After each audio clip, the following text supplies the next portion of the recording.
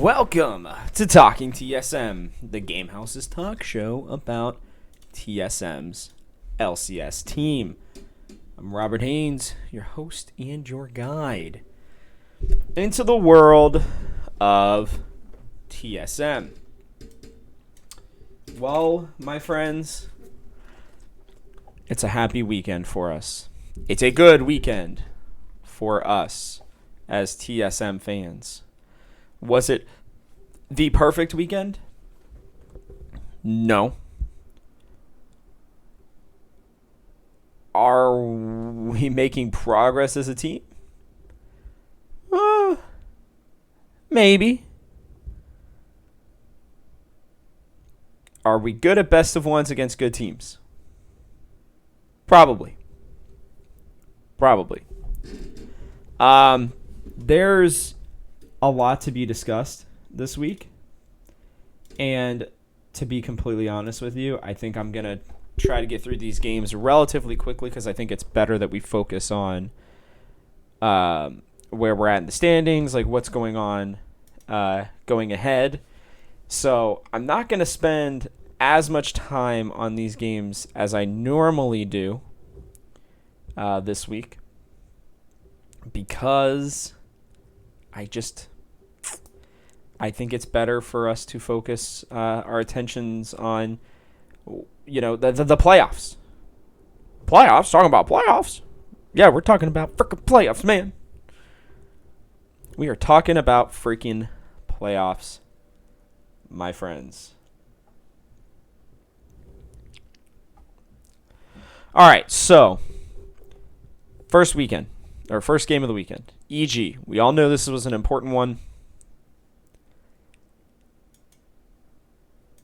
And I cannot express how important it was. And we did not take advantage of it as much as I would have liked. So we do a Renekton ban, which is exactly what I was hoping for. I'm surprised they banned Olaf against us, to be completely honest with you. Was not something that I was kind of looking forward to playing anyways. I mean, we all know the Spica can play it, and I know that he is back in the meta by some miracle. But not exactly the person I'm all that worried about. They clearly are focus banning, Power of Evil, by the way, the Victor and the Azir bans. Craziness. That said, I don't understand why we take Aphelios early, which is fine. With the Lee Sin, which is okay. I'm not gonna complain about it too much because they took the Diana first. And so excuse me. I'm looking at this and I'm like, okay. I'm alright with this so far. But then we pick the Syndra early.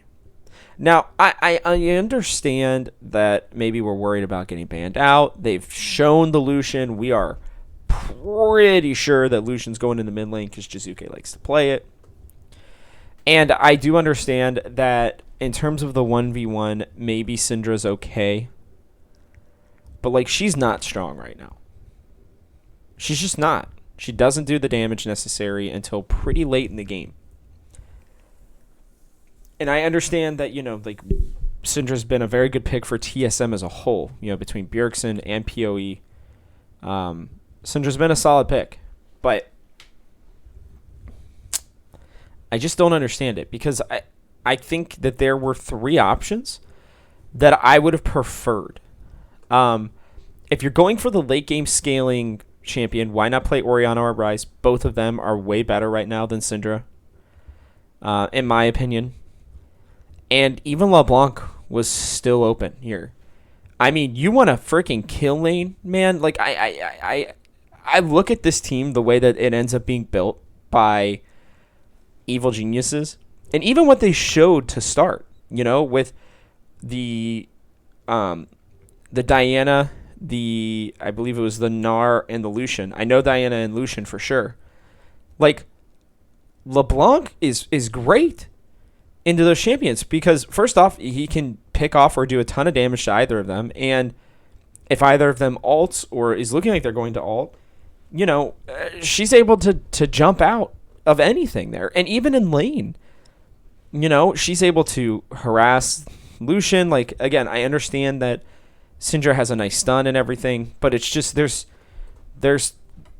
Ori, LeBlanc specifically, I think would have been fine.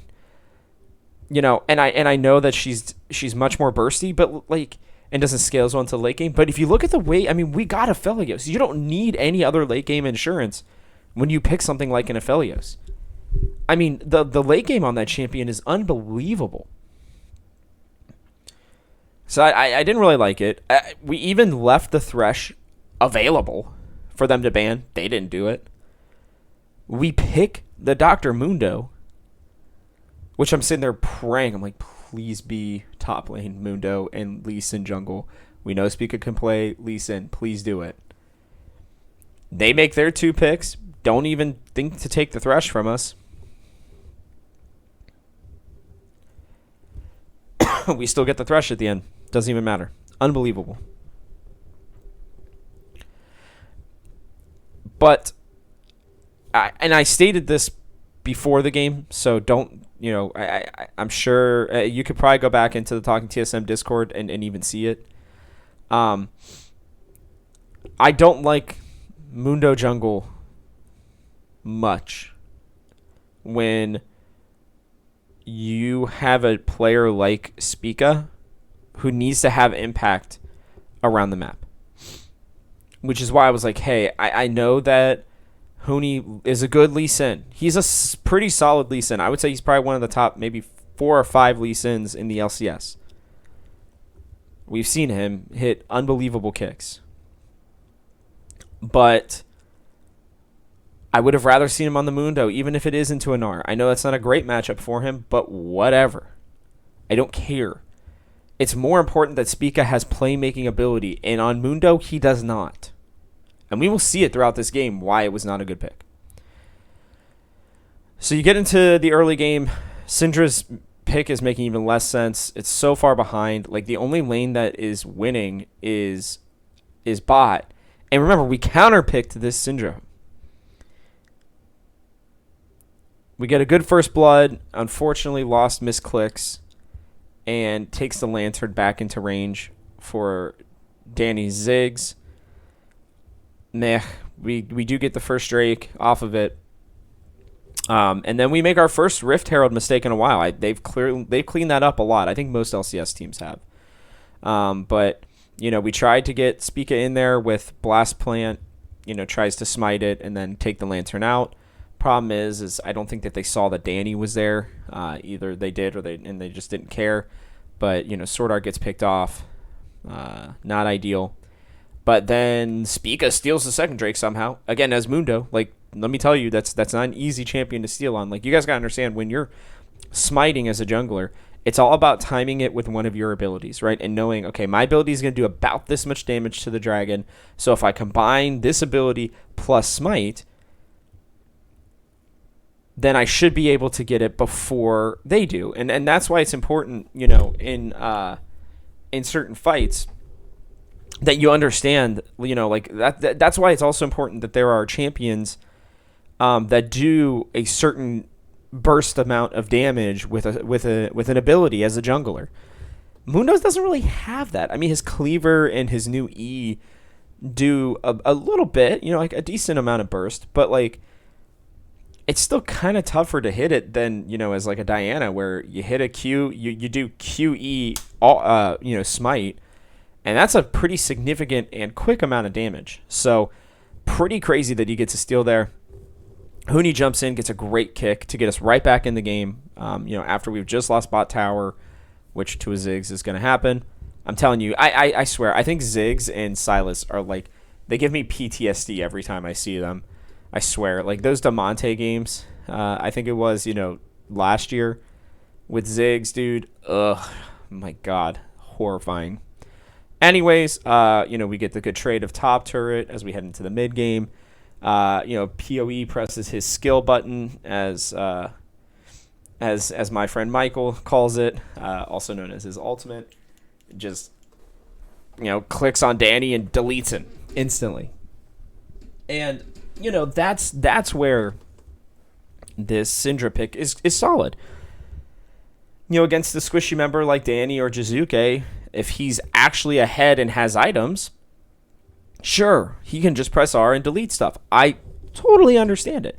And even better in a team fight, you use it, you delete somebody, and then you scatter the weak, and you get a big old stun off. I understand. I've played a ton of Syndra. She's probably one of my signature champions. I don't play her as much anymore because I'm not really a mid laner anymore, but for years, she was one of my favorite champions. And still is one of my favorite champions. I love to play her. I understand her really well. I've watched a lot of games on her. I've played a lot of games on her.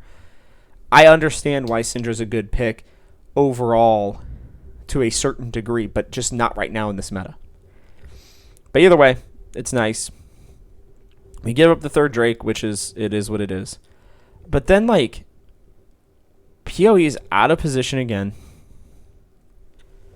in the bot lane and just gets run down as they're pushing for tier 2. Luckily, Huni's just... Dude, he is a madman. I'll tell you what. And he is... I'm so glad that we have gotten him. We are beyond fortunate to have gotten him. I'm just going to be honest, guys. I really didn't like it. I made that very clear. I'm one of the biggest Huni fans in the world now. And maybe that's just how he is on all those teams. I don't know if EG fans feel the same way, but man, oh man. I like that boy. Huni gets a nice kick. Ignar misses. We get 2 more kills. We get the bot lane turret is good for us. We're fine with this. But then PoE's caught out in the mid lane again, just dies. And to be honest with you, you guys kind of notice Mundo's just chilling. He's not able to engage. He's not really to do anything from the jungle. Seriously, this whole game, he's just kind of farming and chilling, and he's still not even able to outfarm Contracts, who's actually in fights and having an impact.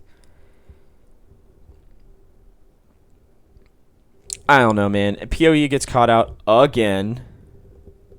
I mean, I don't know what was up with his positioning. He's going into the mid lane expecting to get a lantern. He's going to get quick damage off and get a lantern out. No reason for him to have even done that. Still dies. But then we get a third Drake. Our third Drake, I should say. And get a kill on the Ignar by Lost. Lost playing pretty well this game. Gets the nice chakram plus the long gun, the green gun combo, which was awesome. Then great plays by Huni and Sword Art to continue the push that we needed. Nice hook. They get another kill for Lost. But then we're fighting around Baron. Lost instantly wastes his ult onto one target, and it's the Infernum. And I'm sitting there and I'm like, oh man, I get that he wanted to do a little bit of burst there, but oof. But at the same time, we're fighting in the top lane, so it's just Lost and Sword Art on one side, and then Huni, PoE, and Spica on the other, and we're able to get Jizuke in the top lane. But the problem is Huni's playing Lee Sin, and he soaks all the damage instead of Spica, which is kind of his whole purpose. From the Jizuke ult, which it's if Spica takes all the damage, it doesn't matter. Oh, and it would have just taken a quick sidestep or a W back onto the Mundo, and they still would have gotten the kill. I don't know. It's crazy to me. And then, we're able to get the Zigzald out, which is good, I guess, during that fight. But then literally right afterwards, PoE is just in the front. And Spica's coming this is where they just struggle, man. It's they're just totally on different pages. PoE's hey, we're going to keep pushing this. We're going to, get them. And Spica's I'm not going. Even though I'm the tank, I should be face checking everything. He just doesn't. PoE gets caught. Again, he wastes flash and tries to kill Danny with his ult when he could have just flashed behind Spica and lived. Ugh. We just get pushed out of the Baron, or the Drake, excuse me. Spica dies because we're afraid of the Diana, which is fair. I understand. I saw, people in the Tiaki TSM chat being like, well, like Diana just gets a free flank. And it's like, I get it. They know that she's there. Like you can see it. Like they can't see her, but they have a pretty good idea of where she's at because they're playing like it. But I mean, Spica just dying there just makes no sense. Like if you know that she's going to be there, don't get all clumped up. I don't know. And she doesn't even do much, even in this fight, but it's still not good. They get Baron into mid and Hib and bot tower. Huni makes another good play on Lee Sin, and we get Jizuke. But for the first time, basically all game, Diana catches us all just clumped together right behind the inhib, gets her ult off, basically wipes us. And I don't know, PoE definitely did not play that game very well at all. Like, he was pretty bad. But it felt like it was a 3v5. And we still almost won the damn game. Because Power of Evil was just not using any semblance of a brain that we all know he has. And then Spica was just not even there, guys. I mean, that Mundo pick was useless. He never stepped in front of stuff. He rarely ever face checked. He was more concerned with backing off of fights than trying to go in on them, even though he's like the biggest freaking tankiest son of a gun, and the whole freaking thing. And it just felt like Lost, Huni, and Sword Art were just on their own to try to win this game. And they almost did. I mean, Lost had a solid game. Huni had some great kicks, and Sword Art had some great plays too. I mean, it's really sad because normally what happens is we'll have one person who has a bad game, and the four of them pick them up. But they just couldn't do it this time. Really unfortunate because I still don't believe that EG are better than us. I just think we continuously make weird throws and weird picks, and it's just, I mean, you can blame it on draft if you want to. I think it's more the fact that Spica needed to take the Lee Sin, and I think that solves a lot of our problems, even if PoE is just playing like somebody who's never played the game before. I mean, that was a weird game. Anyways, we're moving on. Luckily, 100 Thieves also lost. So it made that loss a little bit more tangible. Or acceptable. Sorry, not tangible. Immortals game. Not Immortals, sorry. Golden Guardians game. Immortals was last week. Ton of jungle bans. Clearly, we were trying to get Golden Guardians to ban the Diana, but we ended up having to. Understandably, it is what it is. They take away Jace, Aphelios, and Callista. I understand that Huni's Jace is very worrisome to a lot of teams. We see this later on. In the weekend, I actually wrote, by the way, I did my scouting. Normally, I do all of my refreshing of these games right before I do this show. But I actually did the Golden Guardians and the EG games 2 days ago. So this is the first time I'm getting to look at all this. But, I called a lot of stuff they ended up doing yesterday against C9, which felt pretty good. Or at least talked about it, which is interesting. Regardless, it's really interesting because they take away the Jace again. Huni's Jace is pretty solid, but it didn't really make sense in this game, in my opinion, at least. I guess that they kind of knew that they were going to pick Set. That's the only thing I can think of. But then, Aphelios and Callista, I know they're very strong picks, but we have a lot of other people who can do a lot of other things, and I don't understand why they wouldn't just take it away from us. I like that we end up getting... So they take the Volibear first, which was fine. We don't play it as much as I would like for us to, but I know Iconic likes to, so I guess I get it. But then we get the Nocturne with the Varus. Everybody's like, oh god, Huni, don't do solo lane Nocturne. And I can see why they say it, but I think sometimes maybe even if things aren't meta, it still works depending on who's playing the champion. I mean, I think that's an important factor that is not maybe considered often enough, at least in my opinion. But we do get the Varus, which I like. I think that it's pretty strong right now, as everybody can see. Golden Guardians get the Thresh to keep it, from us from taking the Varus. The Jinx is definitely scary, but I think Varus can one-shot the Jinx, at some point in this game, if we get to that point. I really liked the Rise here from us. I think it's a great pick. Because I think PoE plays it well, honestly. And it's in the meta, and I like it. I really like Rise. But then we also pull out our first ever Gwen. And I'm like, all right. Nocturne jungle, Gwen top lane. All right, 2 games in a row where it would have been optimal for us to flip our top in our jungles. It still keeps the other team on their toes, though, which I understand. But once the draft's over, I think they should have switched. I guess. I don't know. Maybe Gwen into set is not very good. Now that I think about it, it's probably not very good. But, ugh. Anyways.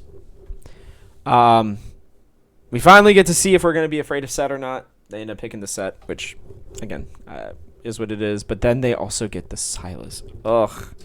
They almost threw the game here, too, with, another AD pick. Now, I don't know what we would have done, because we kind of had everything kind of picked, except for the Nautilus. And maybe we just would have picked Malphite or Mundo or something just to have it in the bot lane because they were all AD. But Sylas,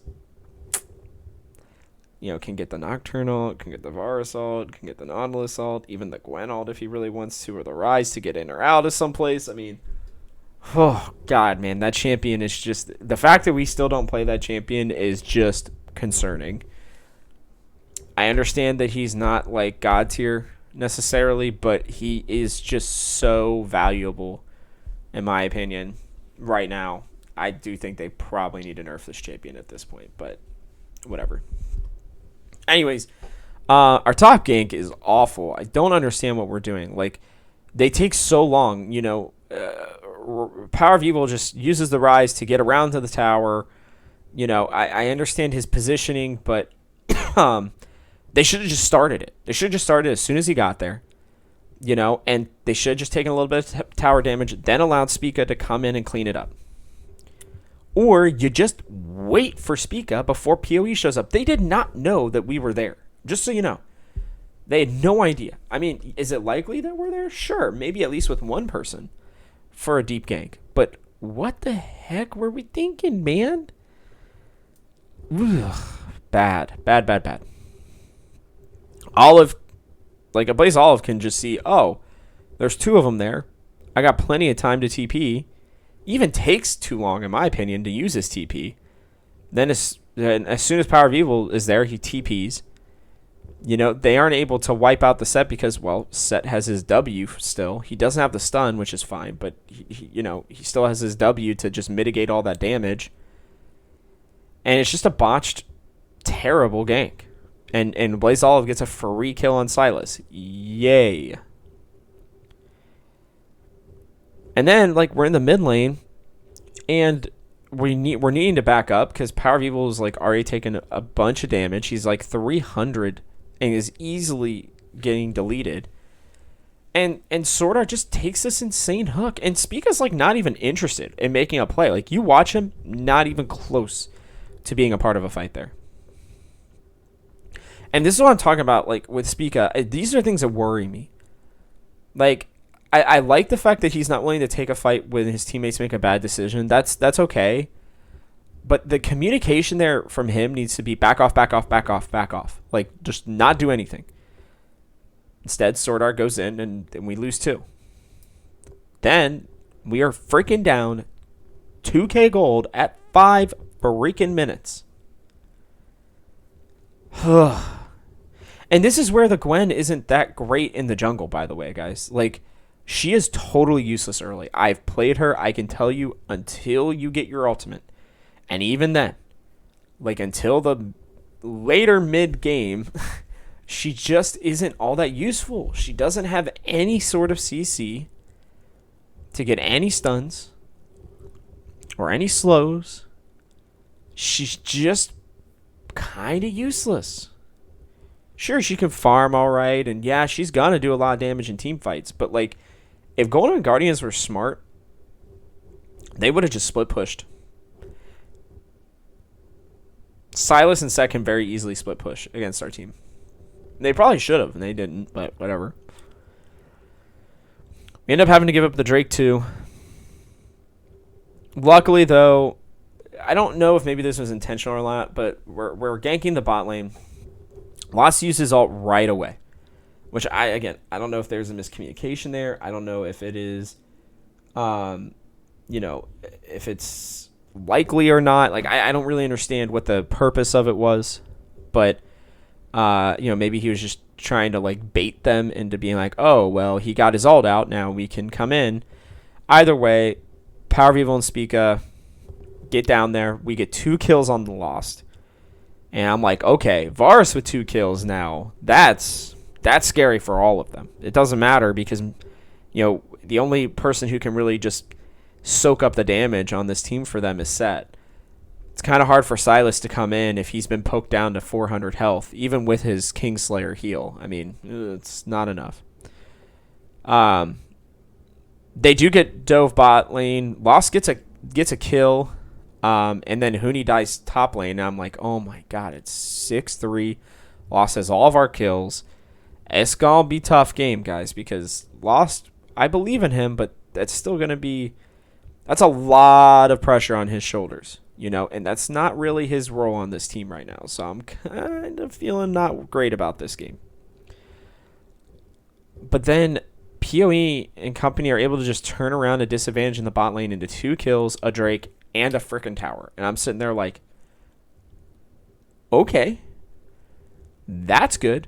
I'm telling you, our defense around second tier towers is pretty insane, actually. I don't know what else to say. It's nuts. Really good to see. We head into the mid game, and Power of Evil is getting good farm and showing that he can try these different types of builds. He's used Leandries with Rise. I think he used the other super popular mage item, and then I think he also used the frozen stuff. God, I cannot remember that one. What used to be super soaker type stuff. Anyways, the one that shoots a cone out and stuns the people in the middle. I really like that because it's able to stop the Silas in its tracks, the Volley Bear, the Sett, even Thresh. And if he gets onto, Stixay, it can help there. I really like it. But then I noticed this even before the broadcast said it. Like, we were getting ready to start stacking Magi's early. I mean, we hadn't even done a whole lot yet. I mean, it was kind of crazy. But the team realized that, like, if we can get Spica and if we can get Power of Evil specifically farmed, then okay. And, like, as the rest of the team is running around and then we're really focusing on Power of Evil, Huni playing weak side, Huni playing weak side, he did a great job, honestly. Like, he's just soaking up damage. He's playing the beefier version of Nocturne and being able to live longer. Like, just some good stuff there. And even with us, getting pushed in, like, PoE is able to get a full top tower on his own while farming. I mean, this is looking good. And then it's this top play, yet again, almost near identical to the FlyQuest play, which was again pointed out in the Talking TSM Discord. You should totally join if you listen to this, because there's a lot of great conversation from a lot of really intelligent people in there. I'm not putting myself in that intelligent category, so do not worry about that. But this play saves the game. I mean, I think we were already kind of coming back because we were just kind of stalling them. And we were doing the split pushing, and they weren't for some reason. But Sword Art has the perfect stopwatch. He's able to get the Nautilus stun down onto the Sett, while Huni is able to ult. We get the TP from Power of Evil as he was pushing in the bot lane. Lost is able to just free fire and smartly picks the Volley Bear instead of the Sett to use his error on, which takes him almost completely out of the fight. I mean, almost like half healths him. Huni jumps onto the Volley Bear, is able to push him out.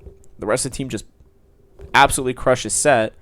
And now their entire front line's pretty much gone, because while Thresh is a frontliner, he's not as much as like a Volley Bear or a Set. We use the Rise ultimate. We get onto the Golden Guardians, slaughter them. 6A is the only one that lives, and we get Baron because of it. And it's like that, crescendo of plays just rolls into us getting right back in the game and pretty much just taking it from that point. Then in another fight around Drake, Stixay ults onto Stixay. Stixay ults onto Stixay. Huni ults onto Stixay. And it's such a smart play because while the rest of the team's getting there, he's just able to live for a long time, and Jinx is just having to run out. And the rest of the team during Huni's ult are able to cut off a Blaze Olive, so he's not really able to get into the fight on his own terms because the team could easily just turn on him and kill him. Power of Evil is able to just start pouring in the damage. Spica's pouring in the damage. And we're just too strong at this point. Like, our Magi's, are getting stacked. We get the ace. And as we're getting the dragon, Huni smartly just TPs in the top lane, pushes in the wave. Lost pushes in the mid wave. PoE uses his ult to get to the bot tower and gets the wave. I mean, it's such a great play. I think we lost just Sword Art on that. I think it was a 5-for-1. We get the Drake. We get 3 freaking towers out of it. We've gotten a Baron. And Lost is just positioning so well in this game. Like, you're seeing the Gwen do a ton of damage and the Rise do a ton of damage, and they're getting the kills. But Lost is just like, he doesn't care in this game about getting the kills with his Q, because I think a lot of people try to do that. I mean, he's clearly building and playing as somebody who's, I'm just going to poke them as much as freaking possible and do as much damage as I possibly can in every fight. And he is. I mean, every Q is just on point, hitting somebody. And he's using his W correctly. Like, there's a lot of stuff here that I liked about Lost in this game. We do have a kind of a bad fight at Soul. Licorice is just massive and playing the set very well. But PoE just sneaks up behind with his ult. Like, he gets out of the bad fight, gets behind them, and just pops stopwatch while Lost is untouched and just absolutely wrecking everybody. He starts knocking them down with Spica and the Gwen, and next thing you know, the game's kind of over at that point. We just push it in and win. And it's like, wow, that was easy. And we took a bad early game and against a team that's not as good as us. I mean, they're not a bad team, by the way. They didn't play well this weekend, but they also had a really tough schedule this weekend, to be completely honest with you. In terms of Golden Guardians, like, they're getting there, but like, they had to play, well, they did lose CLG, but then they had TSM, us, and TL. So it wasn't an easy weekend for them, but yeah, I mean, I don't know, just felt good. It felt good from us to be able to come back and remind everybody that, hey, we're here, we're ready to go, we're fine. Because we head into the C9 game, and I'm like, oh man, are we gonna get, I mean, the first 2 games of the week haven't been clean, that's for sure. And so I've rewatched this game like 3 times, by the way. This game was unbelievable. Straight up banger. And while, yeah, there's bangers, I think, used to be like a bunch of bad plays and, oh my God, this game's just going on forever because these teams are bad.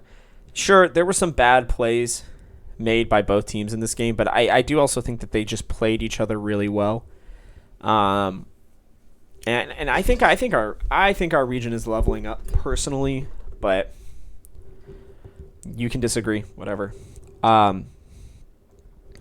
I am kind of surprised in this game that we banned the Diana. I think we could have first picked her, but apparently we felt confident that they weren't going to ban the Xin Zhao. I don't know why, but they clearly had a plan for it. We got the Xin, and I'll be honest with you, I don't know why teams are banning Lucian against us. I hope none of them listen to this podcast, because let me tell you right now, you don't need to ban Lucian against TSM. We will not pick it. We just won't. And if we do pick it, we're probably going to lose. So, yeah, just, you don't need to ban it against us. Ban something else. I am kind of upset that we let the Olaf through. I get it. There's a lot of OP picks that we needed to ban, but dude, Blabber's Olaf, I think they pointed out, had lost one time ever up to this point. And he's played a lot of games on it. I mean, he was literally able to carry his entire team as Olaf last year and part of this year just on the Olaf until it started getting banned, and then the team was pretty okay after that. We do pick the Jace early, which I guess Hooney was feeling it. I don't know. I still don't know that I liked it, but I guess teams are banning it against us, so maybe they've just been hearing like horror stories of the Jace just absolutely crushing, and we know that he can do it. NA Jace, that meme is dead, at least against us. I understand Hooney's Korean, but, the joke still is there. Anyways, Callista as well feels really weird to me this early. We didn't see what they were picking yet. I don't know. They're able to get the Varus, though. That did scare me, honestly, because we saw what Varus did last game when we used it. But then I was really happy with the Orianna and the Leona. Again, I had written the stuff about Golden Guardians and EG 2 days ago. I was like, man, I think Ori would have been better. We talked about it earlier. We get it, and we know that Sword Art's a god on Leona. He had some bad games this year where I kind of questioned. I was like, man, he's supposed to be a god on this. What's going on? Well, he figured it out. And then they last picked the Zoe, which the desk and some other people and some other point of views I've watched, they liked the Zoe. I personally don't. I get that we've got a lot of people that you can basically one-shot with her, but she's got to get ahead, and not just that, like, I'm pretty sure if Spica just ults, she can't do a ton of damage. Maybe I'm wrong. I don't remember exactly how that works, which is terrible because I've used the Xin Zhao, but I forget exactly how the ult works in terms of, like, deflecting damage and whatnot, but I don't know, man. And there's a lot of ways for us to dodge. I mean, the Callista's pretty easy to dodge stuff. The Orianna is able to speed herself up. Jace is able to speed himself up. Spica can jump out of the way. Just felt like a weird pick. Felt like there were some other picks that they could have gone with that I think would have been better. But hey, we'll take it, whatever. But I like our draft. I feel like C9 banned a bunch of champions that we're not going to use overall, and we kind of got what we wanted. We got literally every single person was on a signature champion of theirs except for Lost and maybe Spica. Just because Xin Zhao is, like, really good. But, like, everybody knows Huni Jace. Everybody knows, Power of Evil Orianna. Everybody knows Sword Art Leona. And I think going back to comfort in a game like this is smart. Do we play this game as well as we should have? No. Is it mostly because, yet again, we just allowed one bad pick to almost determine this game in the Olaf? Yes. Listen, I think Bjergsen and company are doing a great job this season. Do I love the drafts that they are having every week? No. Are you always going to love the drafts that they're doing? No. But I think there are some pretty obvious things that they are missing that I really think that they need to work on. In terms of, the jungle top, potential to flip things around, the just allowing the Olaf that that Blabber's going to pick if it's up. I mean, just not stuff that I personally prefer. Anyways, we have a great gank up top. I know that we don't get anything off of it technically, but it really puts Huni ahead. He was already like 20 CS up.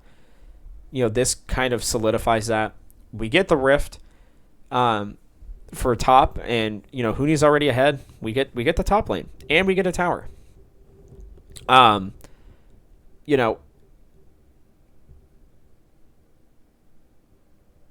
Yeah, they're able to dive us in the bot lane, but again, we're able to get the top lane, and we lose 2.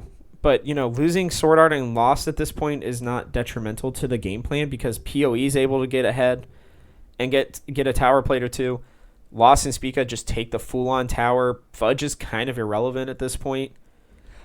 Obviously, he has plays later on in the game because he's playing an OP champion, but we at least delay. We delay the ability for them to actually do anything. Which is great. So then, we're in the mid lane, and everybody's like, well, how does Perks not see this? And I can tell you how. Because what's happening is, the Orianna, she gets out her ultimate, brings, Perks closer to her.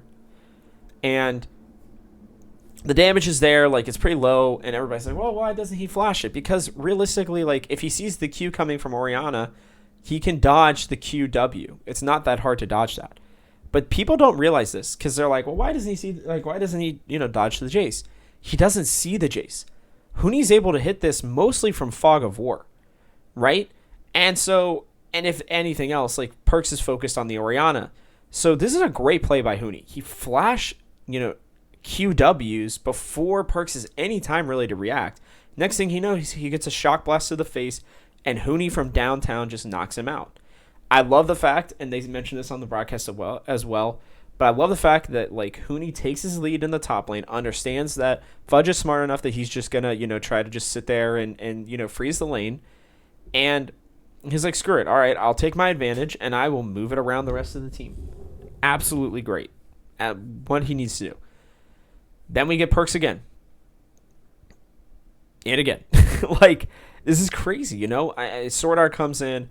Perks, I guess, just doesn't respect that he's in the middle of the stun for the solar flare. There's enough time easily for him to have flashed. He doesn't.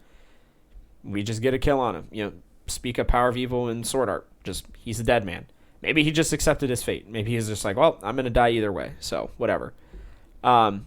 We get mid tower. We have the Drake. But then for some reason, we're, like, fighting up in near their Raptors. And we definitely didn't need to do it. Huni dies, it's not really a great fight for us from the beginning. But whatever. We get bot turret. Most of it goes over to Lost, which is awesome. We get the second Drake. Huni dies top. Sword Art's able to get a kill back onto Perks, which is nice. To at least, make it a, 1 for 2. Better than an 0 for 2. We get mid tower. Or they get mid tower. We get top inhib, which I know is not ideal. I know we're just funneling gold into them. Maybe we shouldn't have got it. I think that we do a pretty good job of kind of moving around the map, getting a Drake. We get the mid tower. I think there's some stuff that we get that makes it semi worth it. We're up by 2K at 25 minutes. And we're keeping Fudge out of fights, which is kind of the reason why I think they do it. Maybe they shouldn't have. Maybe they should have just gotten the tower and then backed off. I don't know. Maybe that's a better play. But we take the inhib, and I would just say it kind of is what it is. Continuing on here. Baron fight goes horribly for us. And while we're able to chase Perks off, Spica really can't do much, and Lost is never in a position to do damage. Anywho, after that, there's a bunch of damage being dealt by Huni still, and C9 just have to back off, but then they just give mid-tower to a minion wave. Don't understand why they gave up that second mid-tower. I think it cost them probably more than they thought. We suck at the second Baron fight, but luckily Lost is able to kill Blabber. Very important here, and he dies, but C9 aren't able to take Baron as easily. At least, even with Huni being the only one still alive. But he comes back, he wraps all the way back around to Baron, and he starts just damaging them. He's able to get Sven down to like half health, maybe a quarter health, with one shock blast. And it's a 4v1 at this point essentially. But Sword Art shows up, Perks shows up. Poor Vulcan's like almost dead at this point from shock blasts, and Perks is like, we're going in anyways because they think that it's only Huni, and if they kill Huni, then they're good to go. They don't realize Sword Art is there. Sword Art and Huni just wipe the floor with Vulcan and Perks. Both of them die. And yeah, they're able to get the Drake, or to the Baron, but it's only on 2 of them. And it doesn't really end up mattering all that much. So, TSM with 2 big kills, because with those 2 kills, we are then able, once everybody's up, to go take the Cloud Soul, which matters more because it's able to last longer. We do lose the inhib on this push, and we kind of lose the fight to start out. But then, like, Power of Evil and Huni just get on their dancing shoes, man. They're able to dodge Ven Qs. Huni keeps them out with shock blasts. I mean, it's awesome. Huni, by the way, was just unbelievable this game. I mean, the man had 440 CS, and yet he still had time, even with all that CS, to be popping off and just doing all this damage. God, he was unbelievable. I think Huni Jace really is that scary at this point. Like, when watching this game, I'm like, my God, this man is solo. I mean, I would argue again, Huni lost his sword art just almost single-handedly carried this game. I know Power Evil had some good ults.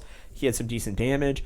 But Spica was pretty bad in this game, and Power Evil was not bad, but wasn't super impactful. Like, he didn't have that major, shockwave or anything. I don't know. It was really, really nice plays by Huni, man. And then we lose Baron, but we get Vulcan. We go straight to Elder. We're fighting. They realize that they can TP because they have minions to try to win. Luckily, we had saved our TPs. Power of Evil goes back. Then Huni goes back. And there's a fight on two fronts. It's a 2v2, which you would think might go in the favor of Cloud9. But it don't. Perks, yet again, just gets dropped. Fudge has to run away because Huni and Power of Evil are just able to absolutely blast them. But at the same time, and more importantly at the Elder Dragon, it's Blabber and Sven versus Sword Art and Lost. And holy mother of God. Go back and watch the replay. Go to Reddit. You can see it. Like, the plays from the two of them are unbelievable. Lost is doing the damage. He's able to take the Q and take all of the stuff that he's been pouring in to Blabber, throws it into Sven, flashes on him, by the way, too. Sven is, like, deleted instantly. And then, Sword Art is able to just keep, taking small pauses, even with the Olaf ult. And Lost is just dodging like a madman. I mean, he's in and out. He's bobbing and weaving. And they're able to just kill him. Next thing you know, we don't even need Elder. We just win. I mean, it's unbelievable. We just walk through the bot lane and wipe them. And we freaking win the game, man. And this C9 game was so important because C9 are basically screwed at this point.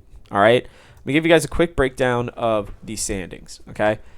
100 Thieves and TSM tied at 28 and 14. All right? Now, 100 Thieves and TSM play each other, and we are also tied at 2 and 2, on the season, which is absolutely nutty. Okay? So, God, that Friday game is going to be so important. We'll talk about it here in a second. But for C9, they're pretty much done. Not completely, but it's pretty unlikely that they're going to be, top 2 at this point. EG can definitely still do it. I believe EG has... they are 2 and 2 against 100 Thieves. They get 100 Thieves at the end and week 9. And then they obviously have the 3-2 advantage, unfortunately, over us. Meh.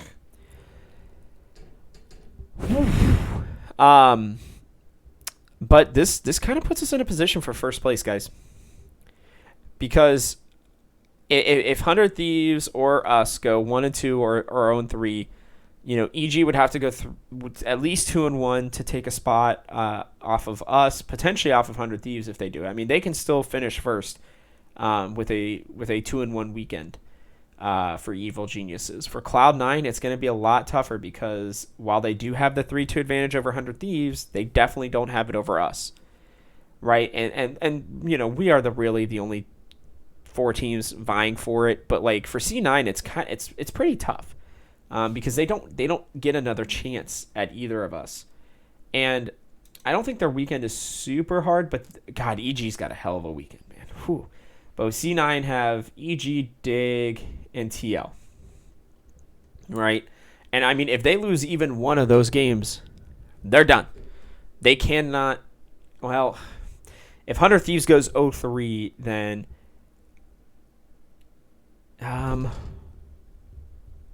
No, I mean, if Cloud9 well, yeah, if 100 Thieves goes 0-3 and Cloud9 goes 2-1, then they can finish in the top two. If we go 0-3, yeah, I mean, if we go 0-3 and Cloud9 doesn't go 3-0, then we actually still finish first if 100 Thieves go 0-3, which is crazy, right? Evil Geniuses, they're the team probably in the best position for the weekend because they get they get C9 first, and then they get to finish Sunday against 100 Thieves. But when it comes to us, guys, we just got to take care of business this weekend, okay? A 2-1 weekend pretty much guarantees us a top 2 spot. Yeah, pretty much. I mean, again, if Evil Geniuses go 3-0, then no, 2 wins. 2 wins puts us in. We'll have 30 wins at that point. And even a 3-0 from Evil Geniuses and Cloud9, do not take it. Luckily, we get Dignitas and CLG to end the split. Oh my God. Could you have asked for anything better? I mean, I'd argue that they're 2 of the worst teams. I know CLG are. God, it would be so like those 2 teams, though, to ruin our split. Ugh. Just gives me chills. It scares me. It really does. But, I mean, guys, 2-0 or 2-1 gets us top 2 seeds. If we win against and most importantly, if we win against 100 Thieves, all right, I'll go into that later. Sorry, I need to refocus. Looking at my spreadsheet or my doc that I have here, we went 4-1 against Cloud9 during the regular season and 3-0 against them during the summer split. That's awesome. That is so huge for us. I was really worried we would drop at least 1 or 2 games to Cloud9. Doesn't seem to be the case anymore. They're a pretty average team right now, to be honest with you. Above average, but they're not that frightening. Lost had probably his best weekend of at least the split. Potentially, I know he had some pretty pop-off splits or weekends last split, but I can't really think of one in the summer where it was like, holy crap, Lost almost totally carried. And it wasn't just the C9 play, but it was just overall. In the EG game, he was a major damage factor. He kept us in there. In the Golden Guardians win, he was absolutely amazing. And then against C9, I mean, his play at the end pretty much won the game because if Blabber and Sven live there, right? If he's not able to delete Sven right away and then live against Blabber, then that game's very different. It's not only probably at least extended, but they could have gotten Elder. That's just, ugh. I don't even want to think about it. But he ended the weekend 14-7-12. All right. I mean, pretty solid. He played 3 different champions, Aphelios, Varus, and Callista. We know that he can play a Tristana. We know that he can play Kaisa, right? I mean, this boy's playing pretty well. And don't get me wrong, he still has positional errors, and we still would prefer that his DPM was higher. I looked at that Callista game a couple times, and the Aphelios game even to a certain degree, and I'm like, he should have been a little bit more aggressive trying to do some damage. I mean, especially as Callista, he's able to jump out of stuff pretty easily. I kind of wish, I don't want him to be more aggressive necessarily, but I want him to put himself into a position to understand that he just needs to dole out more damage. He did a great job of it with the Varus game. And even with the Aphelios game to a certain degree, but there are plenty of times where we would prefer that he would do more. But I feel like he's playing this weak side really, really well. And I'm really proud of how he's coming along and being that weak side guy. Understand, he is not going to be double lift. Right? He's going to be anywhere between the 5th and the 3rd best AD carry every split. Probably. I don't think he ever really reaches the top 2, but that's fine. Who cares? When you have people like Huni and Spica and Power of Evil who can carry, and even Sword Art to a certain degree, if he's your 5th best player, right? If he's technically your worst player on the team, you're a good team, which is what we're seeing. I mean, that's just how it works. He's not throwing games for us. He's making plays when we need them to be there. I understand the criticisms of him, and I have them myself. But like when you look at the scope of everything, this kid can take 2v2s when he needs to, right? He can make big plays when he needs to. If he can position a little bit better and deal more damage because of it, I think that he could be a top 3 player consistently. I don't know if he'll ever be that, but this is only year 1 for him. So I like what he has done this year. I'm very proud of him, and I think he should be proud of himself. Now I head into Spica, guys. And while he still has my MVP vote, I have concerns. So he looked good on the Gwen, but overall I thought this weekend was pretty bad. I'm reading this verbatim because this is what I was thinking. I was writing it. I'll elaborate a little bit more on it. I think part of the problem was from the draft, as we talked about. He had 2 champions that he can't gank on, that he can't have early pressure on, and his Xin was pretty rough, to be honest. For a champion that's supposed to be OP, he did not look good on it. But the thing is like Spica's the catalyst for our early games. If he's not making plays, we can't do much in the early game and lose a lot of games when that happens. And before I head into the second part, like this is really important for us to remember about him. Like, he has to be relevant in games. He has to be kill participation, right? He's got to be making plays for our laners to be able to transition into the mid game. And so when he's not doing those, and when he's not interested in making these plays, and his teammates are going in, and he's like already walking out of the map, it comes down to I don't like it. Like, I just cannot stand it because listen, like, the kid is borderline arrogant. And I worry that he is blaming his teammates a lot. Like, it's possible that TSM Legends is just painting him in a bad light. Okay? But, like, I feel like when they show footage of them talking, every time he's saying things like, well, I can't make up for their bad plays, or I can't follow up on losing lanes, right? Like, or they blame the draft. And Bjergsen's, by the way, been an absolute homie for being able to just be like, yep, blame the draft on me, guys. That's fine. It's like, God forbid that they take blame themselves. But, I mean, he has soaked up so much blame this year. Holy moly. But the point is that, like, yeah, sure, sometimes he's right. Sometimes they are making bad plays. Sometimes they are playing badly. And sometimes, like, they are losing lanes, so he doesn't really know what to do. But him constantly saying that, instead of just taking some of the blame, shows that he's really not a leader of this team. And that he could very easily be seen as toxic by his teammates. I mean, it's a miracle when I'm listening to all this that the rest of his teammates are not coming out and being like, bro, what are you talking about? Because, like, they all love him still. And I love him too, by the way. I really love Spica. I think he is a perennial, all-star. I think he's in the MVP conversation a lot. I think he has been designated as this star, right, by the LCS, by TSM. I mean, he is their building block. But the one thing that I want to see him do as he matures, as he gets older, because he's still only 20 years old. He's a youngin'. He gets all these, amazing clothes and all this money that he has. I mean, he's being a kid. I really do understand it. And fame and stardom, it'll do that stuff to you. But in the off chance, Spica, that you are listening to this, where somebody from TSM is,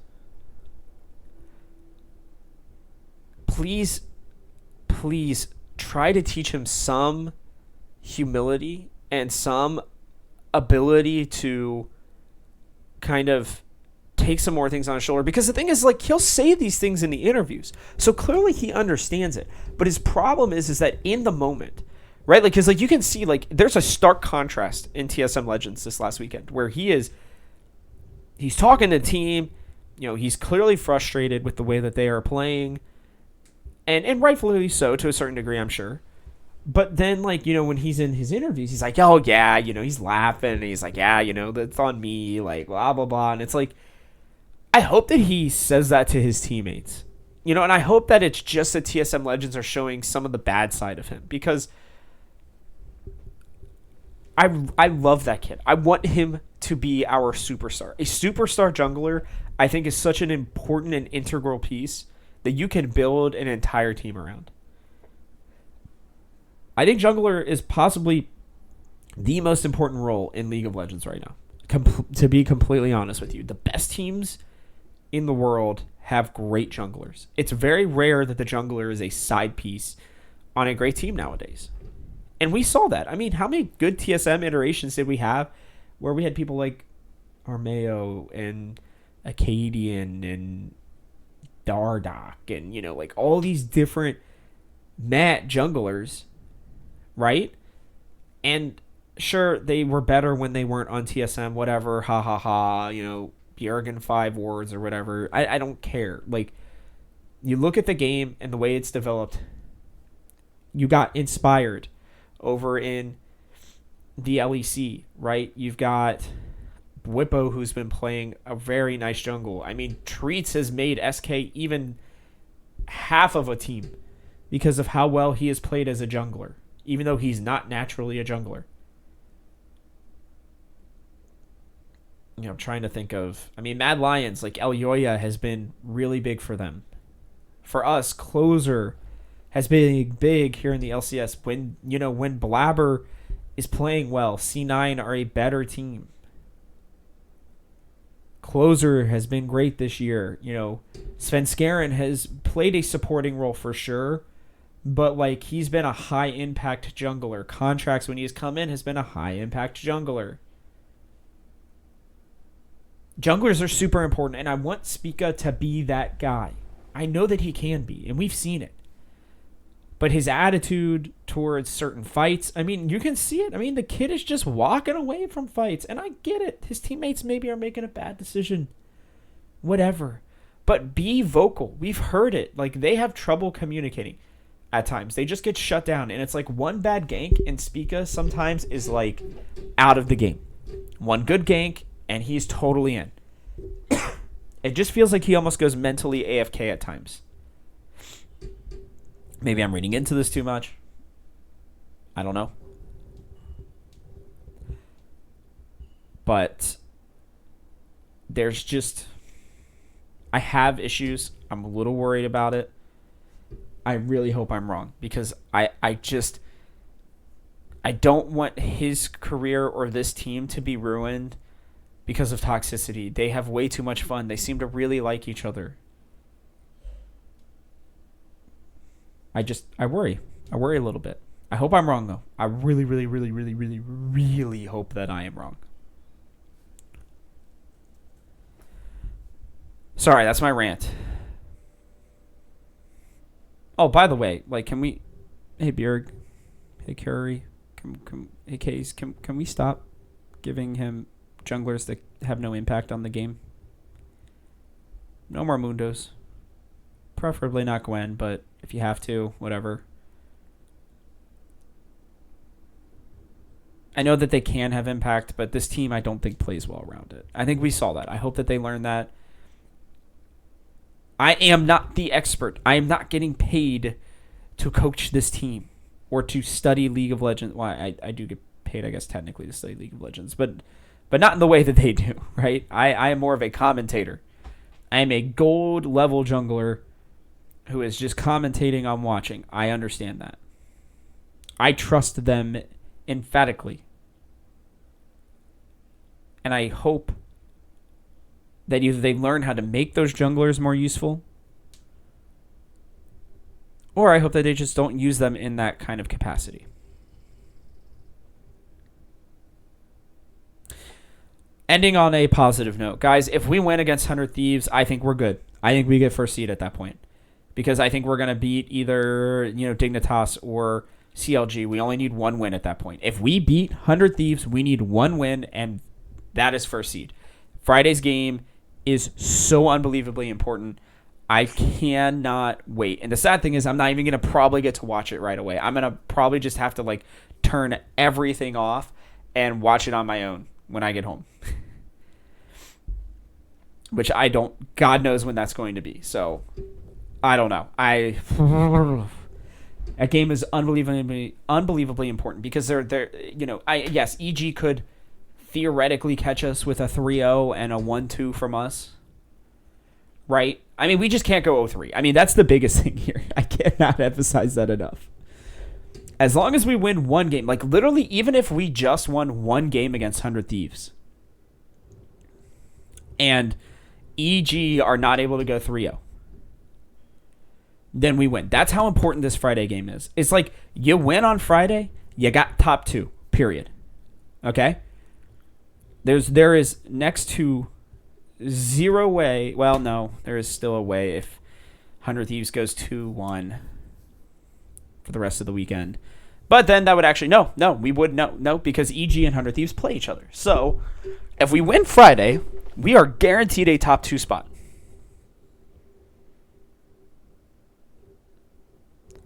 Guaranteed full weekend off.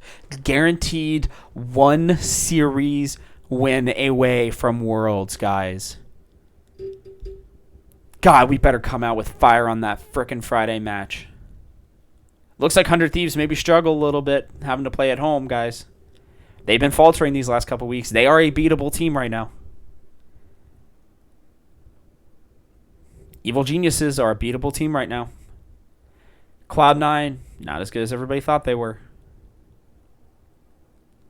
TSM can be the number 1 seed. We win Friday, and we win one of our 2 games on Saturday or Sunday against 2 of the worst teams in the LCS.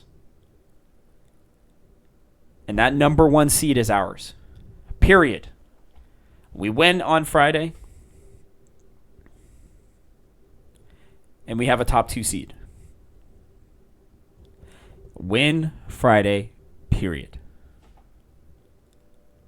Now it's a lot harder said than done. But man, oh man, a win Friday, guys. Whew. I might cry a little bit if that happens. Because again, then we get that 1 seed, and then we can start going into playoff scenarios next week. And you know those are going to be fun. By the way, there's 1 seed left still open. Immortals had a really nice 3-0 weekend. Actually, they were a pretty strong team this weekend. They are now looking like the second, well, actually potentially even the third worst team in playoffs because I think they might be better than Team Liquid and Dignitas. Ooh. But FlyQuest and Golden Guardians are going to just get to battle it out. I mean, I guess if CLG go 3-0 this weekend and FlyQuest and Golden Guardians go... I think if FlyQuest wins 1 game, does CLG have it over them? No, they don't. Not even close. So if CLG goes 3-0 and FlyQuest and Golden Guardians, FlyQuest specifically, if they go 0-3, then CLG gets in. CLG does have it over Golden Guardians, so even if Golden Guardians were to go 2-1, then it could happen. Actually, if CLG win 2 and Golden Guardians wins 1 and FlyQuest win none, then CLG get in. If Golden Guardians win 2 and their 1 win is over FlyQuest, I believe. Yeah, which those 2 go tied in. I mean, holy crap, guys. This last weekend is going to be so fun. That first day, you have TSM and 100 Thieves to start it all off. Then you get Evil Geniuses and Cloud9 battling it out for a chance at the top 2. You got TL and Immortals, who I guess just more get to play for fun. Dignitas and CLG the same way. But then you got FlyQuest and Golden Guardians. The winner of that game has the advantage and instantly is the 8 seed. And then they are... So for FlyQuest, if FlyQuest wins that game, I believe that they're in. Yeah, they're in. If FlyQuest wins that game, they're in. If Golden Guardians wins that game, they have to win a game either over 100 Thieves or Immortals. Or if FlyQuest go 0-3, then they are in. How's Counter Logic Gaming not out? I guess if Golden Guardians... Yeah, if Golden Guardians only wins 1, I guess, and then CLG go 3-0, then they're still in. Craziness. And the last weekend. I mean, it's going to be real tough for CLG. They got Dig, then us, and then FlyQuest. That FlyQuest CLG game could even technically be the important game. Because if FlyQuest are 0-2 at that point, CLG go 2-0, then that last game of the entire split could, on Sunday night, could determine it. God, there's just so many great storylines. I'll probably try to do a piece on that. This may be one of the most exciting weekends we've ever had. And by the way, I am going to absolutely write a piece about how much I love the fact of the way that they did this split. I think combining the two splits was a great move. Like I said, I had a lot to go over today. 3 games were good. I tried to get through that as quickly as I could.